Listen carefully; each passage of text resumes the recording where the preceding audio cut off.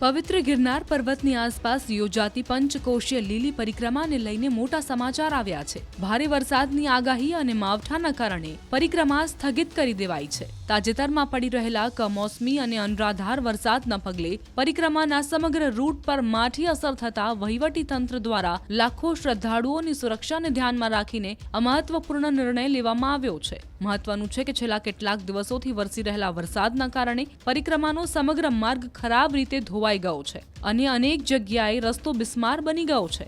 આ રૂટ પર પગપાળા ચાલવું અત્યંત જોખમી બની શકે તેમ હોવાથી જ્યાં સુધી વરસાદની સ્થિતિ સુધરે નહીં ત્યાં સુધી પરિક્રમા સ્થગિત રાખવાનો નિર્ણય લેવાયો છે। જો કે સાધુ સંતો દ્વારા પ્રતિકાત્મક લીલી પરિક્રમા કરવામાં આવશે।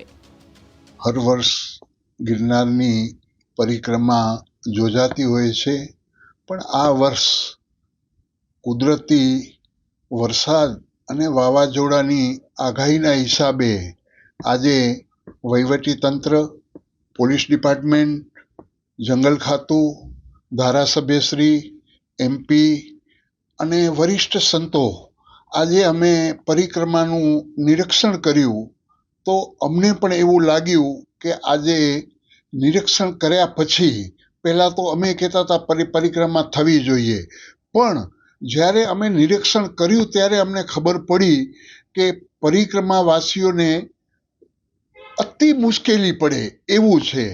એના હિસાબે વહીવટી તંત્ર અને સાધુ સંતોએ બધા ભેગા મળી કરી અને એક નિર્ણય લીધો છે કે જે તારીખ 1ની રાતે ને ઉગતી 2 તારીખે જે પરિક્રમાનું જે મુહૂર્ત હોય છે એ મુહૂર્ત ખાલી સાચવવાનું અને 5 સાધુ ખાલી પરિક્રમાની અંદર પરિક્રમા કરશે। અને આમ પબ્લિકને ખાસ પ્રભુ હું અપીલ કરું છું, અમે તમારું જોઈ કરીને કહીએ છીએ, તમારું સારું જોવાનું એના માટે અમે અપીલ કરીએ છીએ કે આ વર્ષ પરિક્રમામાં તમે નહીં આવતા, જેનાથી તમને બહુ મુશ્કેલી થશે। અને પ્રભુ આમ જોવા જાય તો ભગવાન ગણપતિએ પણ એમના માતા પિતાની પરિક્રમા કરી હતી તો એ પરિક્રમા પૃથ્વીની પરિક્રમા કહેવાય। એવી રીતે તમે પણ તમારા વડીલો પાસે આશીર્વાદ લઈ કરીને જો તમારા નીતિ નિયમો હોય તો તમારા વડીલોના આશીર્વાદ લઈ કરી અને પરિક્રમા અહીંયા જ કરી લેજો। सभी साधु संतों के साथ, कलेक्टर श्री के साथ, MP MLA के साथ गिरनार परिक्रमा का रूट चेक करने गए थे और हमने देखा इस बार परिक्रमा करना लगभग नामुमकिन जैसा ही है।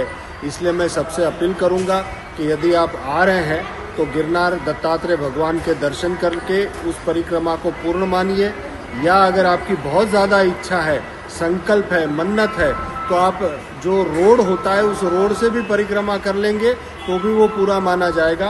घर में माता पिता की परिक्रमा कर ले तो भी आपकी परिक्रमा पूरी मानी जाएगी। गिरनार दर्शन से भी आपकी परिक्रमा पूरी मानी जाएगी। तो इस बार जो परिक्रमा है वो परंपरा रहनी चाहिए, इसलिए साधु संत मिलकर के प्रतीकात्मक परिक्रमा करने वाले हैं। आने वाले सभी भक्तों को मैं कहूँगा कि आप दर्शन मात्र से परिक्रमा को पूर्ण मानिएगा। इस बार परिक्रमा वातावरण बहुत खराब होने की वजह से बहुत चिकनाहट और बहुत वहाँ पैर फंस जाए ऐसी परिस्थिति हो गई है। तो आपसे अपील करता हूँ कि यदि आप आ रहे हैं तो दर्शन करके परिक्रमा को पूर्ण कर लीजिएगा, या तो बाहर रोड से करके भी आप परिक्रमा कर लीजिएगा। आपसे नम्र अपील है। नमो नारायण, जय गिरनारी। કલેક્ટર શ્રી, SP સાહેબ, DCF, સાંસદશ્રી, ધારાસભ્યશ્રી અને સાધુ સંતોને સાથે રાખી અમે ઉતારા મંડળે સ્થળ પરીક્ષણ કર્યું છે। બોરદેવી સુધી અમે ગાડી અને ચાલીને ગયા છીએ ત્યારે ધ્યાનમાં આવ્યું છે કે કોઈ પણ સંજોગોમાં પરિક્રમા થઈ શકે એમ નથી। અંદર શેવાળબાજી ગયેલ છે, કીચડ થઈ ગયેલ છે, લોકોને લપટવાની અને પડવાની ખૂબ મોટી સંભાવના હોવાથી પરિક્રમા કરવી હિતાવહ ન હોય અને પરિક્રમા જો કરીએ તેના કારણે જાનમાલનું નુકસાન થવાની શક્યતા હોય છે, જેના કારણે અમારા અન્નક્ષેત્રોએ પણ અંદર અન્નક્ષેત્રો રાહવાની આ વખતે બંધ રાખેલ છે।